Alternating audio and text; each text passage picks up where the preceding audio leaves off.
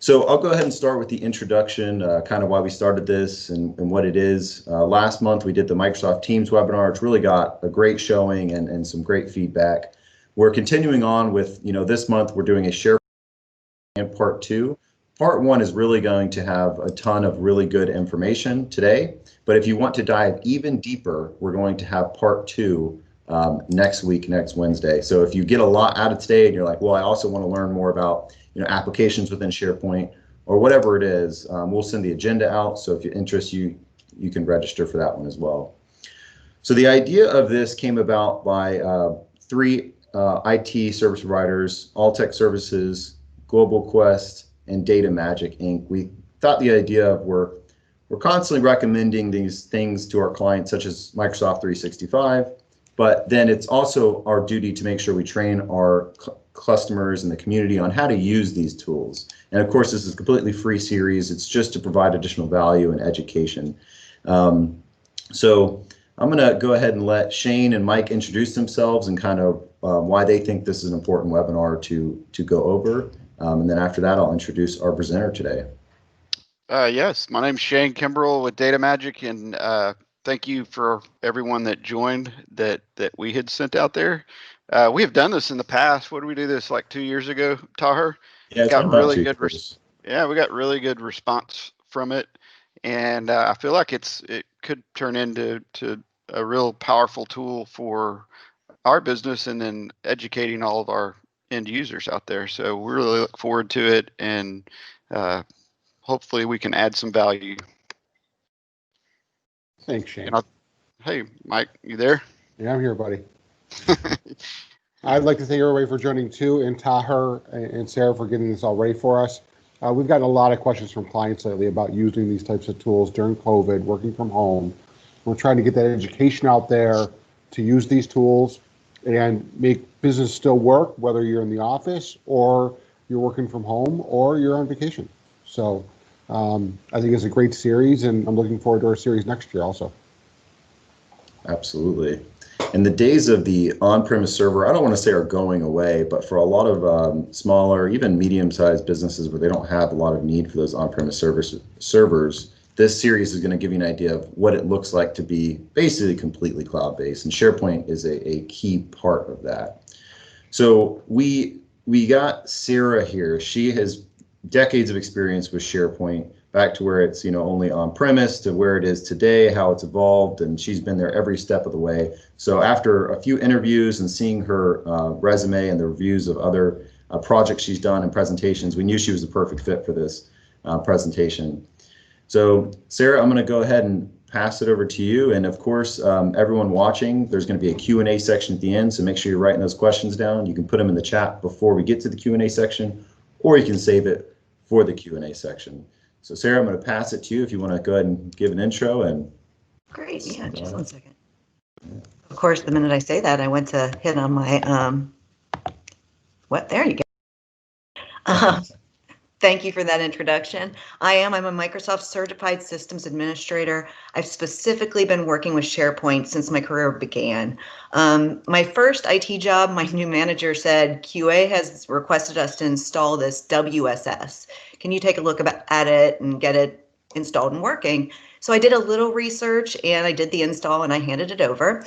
And then I pretty much forgot about it. About a month later, one of our help desk people came running in and going, SharePoint's down. And we all kind of looked at him, didn't honestly know what he was talking about at first.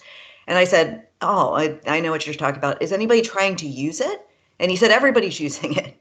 So it turns out that a bunch of the department heads had gotten together and had a meeting and seen what QA was doing and decided they wanted their own web environment too.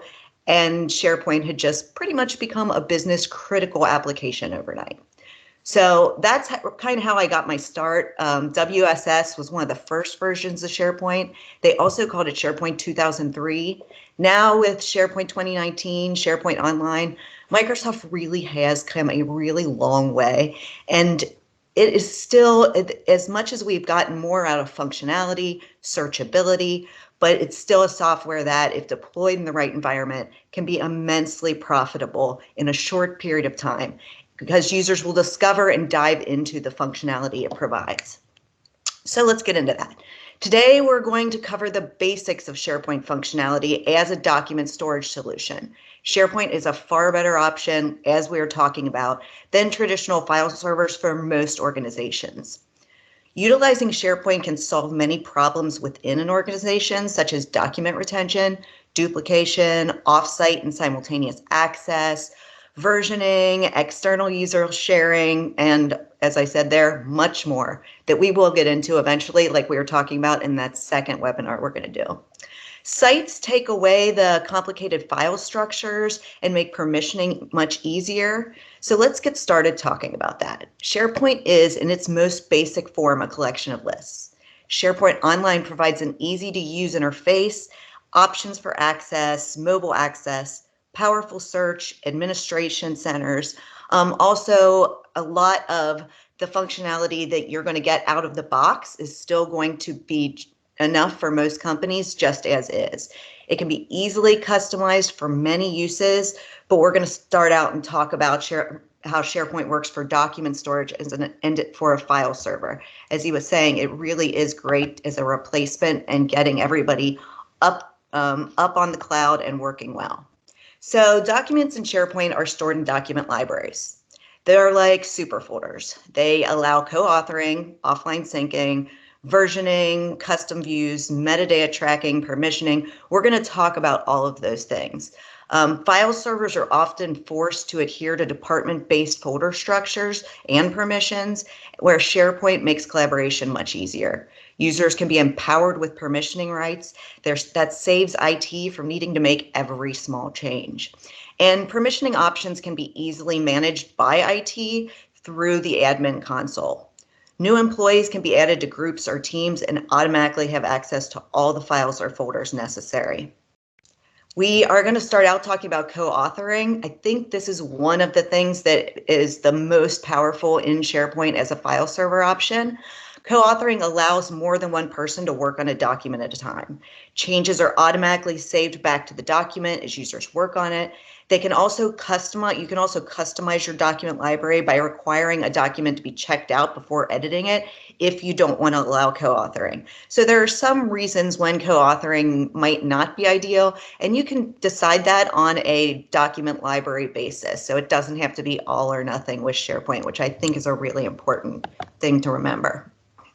Offline sync is another one that I think people like to use a lot. It's available so your users can work on files without network access. They can sync from any document library to their computer, their tablet, their mobile device, and as soon as their network connection is restored, the application will automatically push any changes made to the document, allowing the most up-to-date version to be available for everyone. We're next going to talk about versioning, and versioning is really important. I tried to kind of give you guys a view of this on here, so I'm going to walk you through it, but it's just a little slice of what you can really do there. Versioning is an extremely helpful feature. If you're working in any kind of environment that needs to keep detailed versioning info, SharePoint does it for you. Even if you don't work in that kind of an environment, versioning allows you to keep better track of your documents and many other things as well. For example, you can look at previous versions to see who made particular changes to a document. You can restore a previous version when needed. And if you've ever had somebody say, oh no, I think I overwrote that, then you know how important and useful this can be. And as you can kind of see from the slide here, this is a snapshot of what some of the ways you can customize versioning, and just turn that on and forget about it, because it will do all the work for you until you need it, which I think is really, really important to a lot of businesses. Next, we're going to talk about metadata and custom views, actually. And I have a really great slide on this one. So let's see. Oh, it skipped over it. Come on, little slide. There we go. I'm having a little problem there. Metadata and custom views really go hand in hand. Document libraries already automatically record default metadata, such as, who created it, what the time was, things like that. But when you can also create custom metadata that's specific to your organization, that becomes a really powerful tool. Maybe customer name or department name, types of documents, location, anything you can really think of. And it allows you to easily search on any of these metadata, as well as create custom views. So as an example, imagine you have a document library with custom metadata for location, department, year, and client. Some of your users may prefer to view documents by the year they were created. That's kind of what you're seeing here, is if I wanted to create a view just for me based on the year they were created. Others may want to view the first by department and then further sort by year.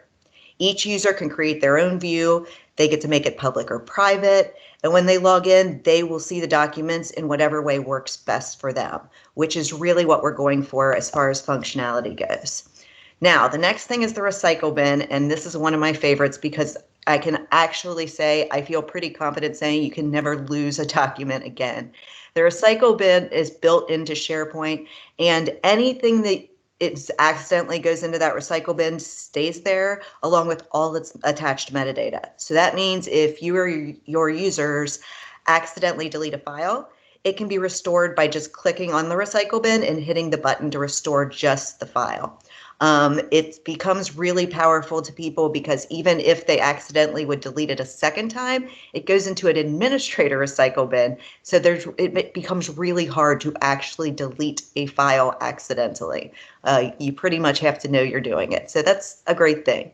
The ability to customize so much inside these libraries is one of its greatest strengths. And we've discussed customizing metadata and views, but you can also customize alerts and even content. And the alerting feature really is one of my favorites. I feel like I say that all the time, but we talked about how getting excited about SharePoint, and I really do get excited about this stuff. The alerting feature allows for anyone to create alerts customized for their needs. They can choose if the alerts go to email or a phone. They can choose to alert on an entire library down to even a single item. They can choose just to get alerted on items they create or get alerted on all changes. They can customize if they want to get one email at the end of the day as a report with all the alerts, or if they want an alert as soon as a change is made. So as you can see here, there's tons of ways to customize this. I love that you can even choose for it to send you a text message. So that means even people who are on the go or working from home and kind of, all over the place have that option. And I think it's super, super important. Let's see here. Permissioning. This is a really big one, and it's one that people kind of get confused about sometimes, so I really like to go over it. Permissioning can be configured and customized at all levels. So that means from a whole document library to a folder to a single document. You can choose to allow sharing to outside users, which allows you to give a link to your customers and vendors so they can either read or contribute to a document, a folder, or a library as needed. I want to say, because I literally was talking to a customer about this yesterday, when you're choosing to give access to share things, especially with outside customers, you can do that at the site level. You can say on this site we can share things and on this one we aren't. So it isn't an all or nothing approach for all of your SharePoint environment, because most people's SharePoint environments are made up of multiple sites. Of course, SharePoint document libraries hold items created in any Microsoft application, but you can also customize your document library to hold links to outside content, specialty document types. It means it's easy to keep all your related content of any type together for ease of use. And that's really what we're going for here is ease of use. So how do you access items stored in a SharePoint document library? Well, that is a really important one to discuss, and there's a lot of information about it. The best one, in my opinion, to use, there's really two of them. The top one is OneDrive Sync. That's going to be your best option if you're using it as a file server. OneDrive was built on top of the SharePoint platform. So OneDrive is more for items that would typically have been saved on a hard drive or like a personal folder. Think of it as things that you can share, but it's not really a great idea to share it on a large scale. You're going to want to pretty much keep it on a small scale. So you need to know if somebody leaves your environment and they have a bunch of items on OneDrive, when their account goes away, those items go away too. So that's kind of the difference between SharePoint and OneDrive. SharePoint obviously is going to leave those items active, any items that are on there, even if the person who created them goes away or leaves the company. So think of OneDrive more as the hard drive of your computer, and then SharePoint like the shared drive. OneDrive Sync, however, can be used for OneDrive or SharePoint. It allows you to choose which documents and document libraries you want to sync and access those whether you're online or offline. The second option is Map Drive, and this is kind of another way that some people who are really concentrating on using SharePoint as a file server use. It's not the best one. We always prefer OneDrive Sync. But many companies that are used to having map drives to their file server prefer to map to a SharePoint document library. And the positive part of that is where in the past, most map drives required a VPN connection. So anytime you logged in outside the office, that drive would fail until you had your VPN connected. With SharePoint Online, you don't need the VPN connection. So you're not going to have that dropped drive. The downside is that it doesn't allow for offline file access like OneDrive Sync does, and it's just not quite as supported by Microsoft, so sometimes there can be issues with doing it that way. There are companies that prefer it. I work with them. If that's that's their preference due to familiarity, I say go for it. The third way is to use the SharePoint. Yes? Sarah, do you mind if I provide a quick example real quick? Yeah, please do. Like how we use, so we used to we used to have where it's like G Drive and we click on it and have to, you'd have to be in the office, you'd have to VPN or whatever. So now I have my little Surface Book that I'm going to meetings and I'm writing things down in the SharePoint. And then when I get back to the office, it's right where I needed it. So I'm going to share my screen real quick. Right, yeah. So, this is the right screen, okay. So that's my son and niece. They like to go skydiving. But when you click into your folder structure, like here's all our different SharePoint, or not. These are some of them. I have some of the most important ones synced, and I'm not a part of like the tech ones, for instance. So I can, from anywhere on my phone, like I use it on my phone all the time. I use my tablet. I use it here when I'm in the office. I can just click on these, boil down, make changes, make changes with someone else. Like Tim Higgins in our office here is always like, hey, I have a client network review done, so we'll both jump in together. We'll do a Teams call. We'll make 8 edits at the same time. So it's just more efficient that way, and it just keeps things the continuity there. So that's just a specific example of how we have it set up, and works really well for our specific workflow. So anyway, sorry, Sarah, I just wanted to provide a specific example. I appreciate that.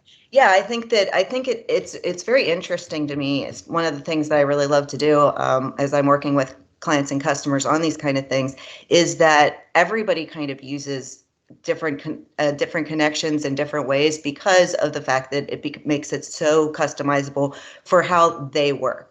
You just need to have somebody who can kind of build out the environment in a way that is going to work best for your users. And like you're showing right there, you definitely have that. It's very helpful.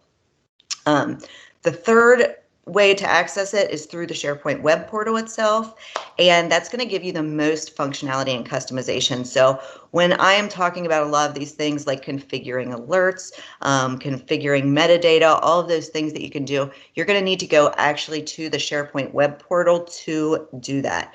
And it's basically just letting you, you're going to use Office Online within SharePoint, or you can open documents and things from straight to your computer's actual installation of the Office applications. So you have some options there as well, but when you're working within the SharePoint web portal itself, you're going to see a lot more functionality. You're going to have full SharePoint out of the box functions instead of just straight file server functions. So that's why I always try to include that. Some companies barely ever actually go to their SharePoint site. They're just using it as a file server, and that's a perfectly fine option. So typical concerns. Concerns around SharePoint are usually cost, IT needs, end user adjustment, adoption, adaptation. Like I was saying, most of these are usually misconceptions at this point. I understand where it can, people can get nervous. The truth is that where we are right now, most of this is going to be outweighed, and I can kind of show you how that works. As far as IT concerns go, they're very minimal. SharePoint has become such a business critical application that it's easy to find someone who has the expertise to do further customization or give support if that's what you need. But it's also true that most of the time, if you have an IT person who is giving support, they can take care of any day-to-day things that need to happen in SharePoint. It's also possible just to have a power user who gets trained to do those day-to-day tasks, and that happens in a lot of companies. The administration is set up much like the rest of Microsoft 365, and so with minimal help and minimal training, often it can be handled easily by the same person supporting your other Active Directory installations, and that's usually what ends up happening. For larger installations, that's when somebody like me, an actual SharePoint administrator, gets hired. But for the smaller ones, a lot of times it's mostly power users who are taking care of it. And out of the box, SharePoint security is already top notch. I started out my career in pharma and then moved on to the university environment, and both areas were places where there was a lot of personal information, and we never really had to configure a lot more security than straight out of the box for any of our items to still be as safe as they needed to be for compliance reasons. The fear of anybody getting to cloud data is almost eradicated at this point. We kind of talked about that a little bit before we got started. The concern a lot of people have is that someone will share something specifically that they shouldn't, and SharePoint, like I mentioned earlier on, has wonderful options for creating permissions that are specifically built to keep that from happening. Also, Microsoft 365 provides a slew of new features. Honestly, they're coming out with them so fast, sometimes I can't even keep up with them. I regularly will have a customer come to me and say, hey, I want to look at doing this security feature on SharePoint, and I have to go, okay, give me a little bit of time to look into that, because there's always something new coming out, and I think that's really a strong point too. It's something that is really helping people feel comfortable about SharePoint security in the long run. So SharePoint's ever evolving, just talking about that, options and functionality wise. Developers can build out SharePoint pages and apps specifically customized for your business. I am not a SharePoint developer. I am actually just administrator. So when people come to me and they want coding done, I don't do that at all. And that's a really strong point for me to share, because I want you to know that you don't ever have to code to do a lot with SharePoint. Out of the box, it's amazing. There are also a lot of apps available for purchase that make it even easier for an end user or an administrator to create forms or workflows, those kind of things in SharePoint. But really, the out-of-the-box functionality is pretty great. When I say that, this is where my opinion SharePoint can get very, very exciting. Microsoft has empowered our users with Flow. And for those of you who've used it, you already know. For those of you who haven't, it's really a way to kind of design an app specifically to do what you want it to do without coding at all. And it's really, really fun. But with out-of-the-box functionality and some basic training, businesses can create applications housed on SharePoint that can do almost anything. I have a list in my notes of things that I help do: service requests, scheduling, project management applications, calendar tracking, sharing, forms, surveys, submissions. I even actually replaced, when I worked at one of the universities, they had a system for their board of trustees so that they could share items, since they lived all across the country. And the system was costing them $80,000 a year, and I replaced it with a SharePoint system that I built with out-of-the-box functionality. So that kind of stuff is where it gets really exciting, but that's kind of for our next webinar. We'll get more into some of those kind of things. So this has really been a high-level overview. I think the idea here was to give you a better idea of what SharePoint can do for your organization, but we are going to be happy to answer any questions if you have specific concerns or thoughts on things that you were trying to do. So I'll hand it back over to Tahir to deal with that. To deal with it. Yeah. You can take care of all the questioning. No. Yeah. Sarah, I just want to say, I think that was perfect in that's exactly what we wanted to get through on part one. Great. What is the easiest way to implement SharePoint, and that's typically file structure, some of these built-in apps. For instance, one of the things we're doing is we have a vacation calendar, right? So through SharePoint, someone can request vacation and automatically request to the supervisor, and we say approve, deny, and then it tracks the PTO. That was a thing that was so manual before, and it was such a pain that now it's automated through SharePoint. So just like little things like that. So much paperwork that ends up going away, which is, the goal. Yeah, exactly. So thank you for covering that. And then part two, like Sarah mentioned, I'll let her elaborate more here in a few minutes on what part two is going to go into. But before I do that, I just wanted to pass over to Shane or Mike to talk a little bit about why. So if all of the data is in the cloud, I know Sarah mentioned it is very secure nowadays, and there is a lot of redundancy in versioning. But why would a business also consider a Office 365 backup? So you have all of your information in SharePoint. Why would you consider a backup? Who's taking this one, me or you, Shane? Well, I feel like with all of the crypto viruses and different things that come along, that you definitely need to have a backup system, especially the ones that are using those map drives that map directly over to it. Because when you do get a crypto virus, it's going to attack those drives first.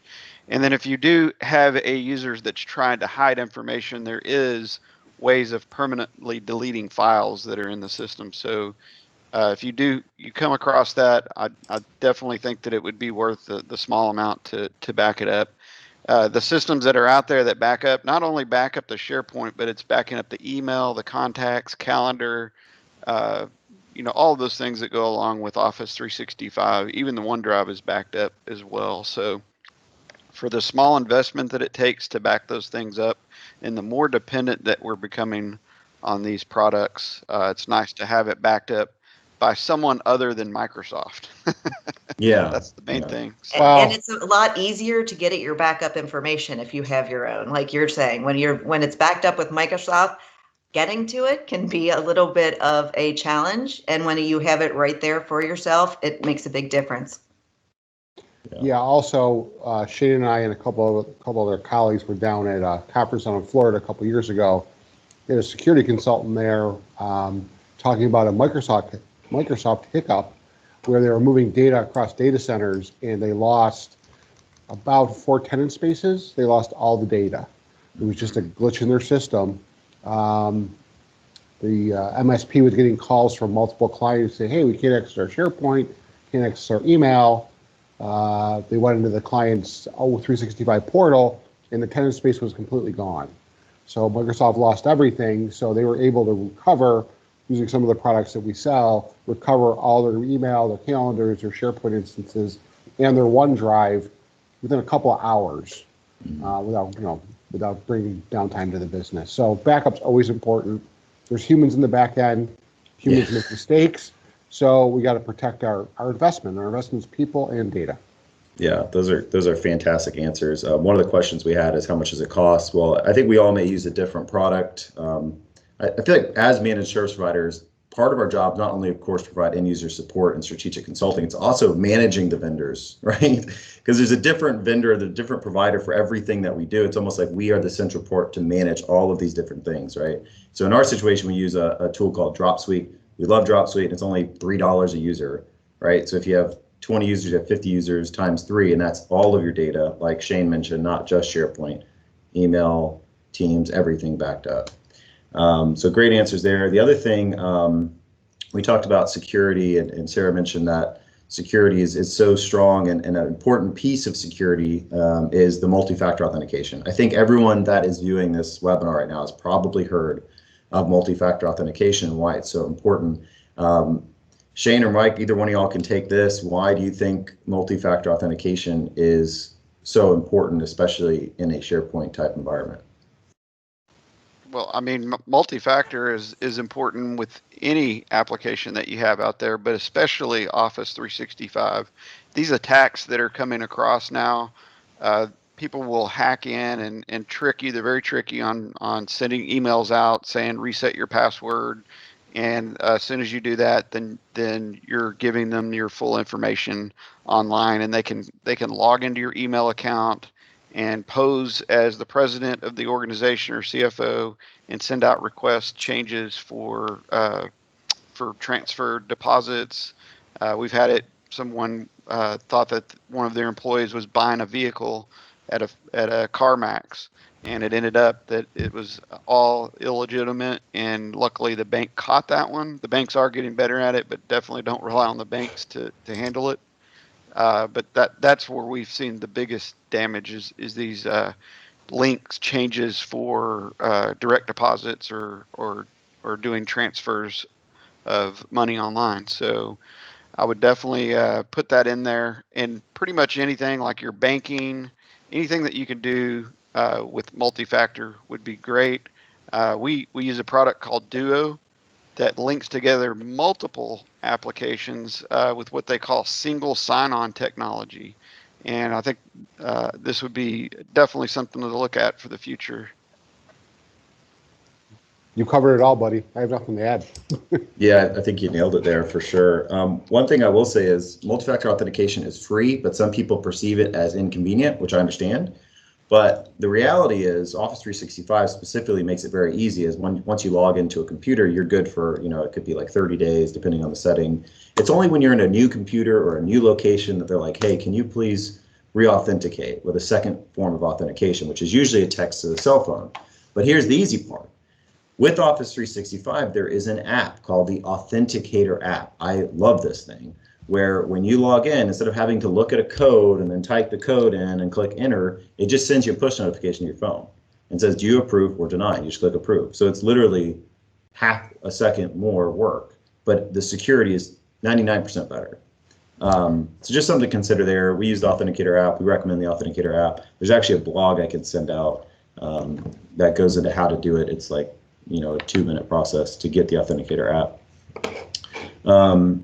So those are the main questions I wanted to ask there. Before we get into the questions from our attendees here, because we've got plenty of time, so if we have plenty of questions or even just a few, we'll have plenty of time for that. Sarah, if you want to provide a brief introduction into part 2 and what is, how we're going to go a little deeper and what we're going to be talking about next week. Sure, yeah. So I think that one of what we were doing today was really discussing how to use SharePoint just as a file server, what it can do for your files. What we get into next time is more of how each of the applications, all the other things that it can do. We're going to bring in and talk about surveys. We're going to talk about how you can do custom lists. And a custom list you can basically make into any application you want. So when you were talking about your PTO system, or as I was talking about doing surveys and things like that, that's just being able to take a list and customize it directly for your needs. And then you can kind of put those things together and to create an app out of them. So when I talked about replacing the board application that they were paying so much money for, it was a combination of document libraries, custom lists, approval processes, areas where your team can collaborate for the different departments. And so you can really put all of those things kind of together to create apps. And that's kind of what we're going to get into, what that functionality is and how you do that with out-of-the-box functionality, or can customize it a little more if you want to. Perfect. Thank you so much. So this one's going to be a little bit more, I don't want to say technical, but it's going to be, you're probably not going to be the one implementing these things, right? So this would be, unless there are some IT directors here that would, y'all should definitely attend because you may be the one implementing it. But for those managers and owners on the call, this is going to be good to know the opportunity, what is available through SharePoint, so you can tell your, Global Quest, Data Magic, All-Tech on what you want to accomplish. So it's more of informing you of the what you can do rather than this is how you do it. Right. And I think I do talk about during that SharePoint does kind of empower the users, that if you are a power user, there's going to be a lot you can customize yourself. But like you said, when we get into building those apps to kind of put them together, you can kind of know what to take up to your administrator or your IT person and let them kind of put together an app of some sort. Perfect. So I'm going to see, I think we got a few questions here. And if anyone has any questions, please add them into the chat bar here. I'm going to start going. The first question we have is, are you using an 80s mouse, Sarah? I know. Tell me about it. This new computer is so wonderful in so many ways, but I definitely have some learning to do. Great question, Mark. And Michelle Martin said, since you can share documents outside clients, could this be used in a medical office for patients to fill out their paperwork online? Would you have to create a SharePoint account? I am actually creating exactly that for a medical business right now. They have a form that they've been sending out. They work with an older population, so they were having to have these people scan the form and send it back to them, and that was causing some problems. So yeah, we're recreating the form in SharePoint. They send out the link, and because they've allowed to that specific SharePoint subsite, they've allowed external access for everyone without authentication, so you don't have to create a account. You have a lot of options there. You can say they don't have to authenticate at all, and then anybody can fill them out. You can say that they just have to authenticate with a email address, so then you kind of have some kind of knowledge of who is using your system. Totally up to you, and you can do that at a sub-site level, so definitely. Yeah, and we will gather sensitive information. We don't recommend email, right? So we'll send a OneDrive link to customers sometimes when we need to gather passwords and things like that, because that link is protected. It only gives access to this one person. They're able to edit that, and then we are, from a security perspective, have every layer. We make sure they have every layer in place. So it's a very secure way to gather that sensitive information. So that would work with the same with PHI, and it is Exchange, SharePoint, OneDrive is considered HIPAA compliant from a security, the technical safeguards. So, Josh Berman, what does the additional backup cost? I mentioned ours is $3 a user. That's about right. We Okay. use All right. Backupify. Yeah, the Okay. Datto product is Backupify, and it's about the same.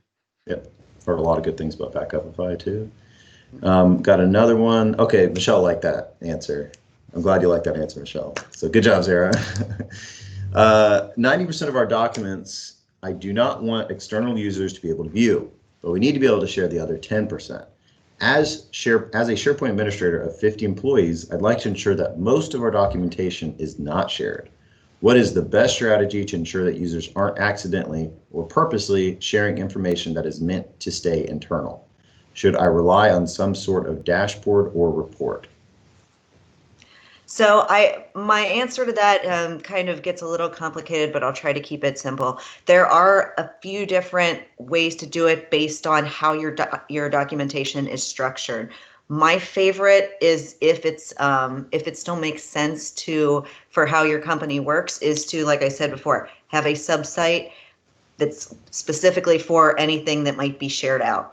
I think that's a great way to do it, and then on the top level site, you just turn off external sharing, but on that sub site, you turn it on, and then those are the only things that are going to be able to be shared from outside.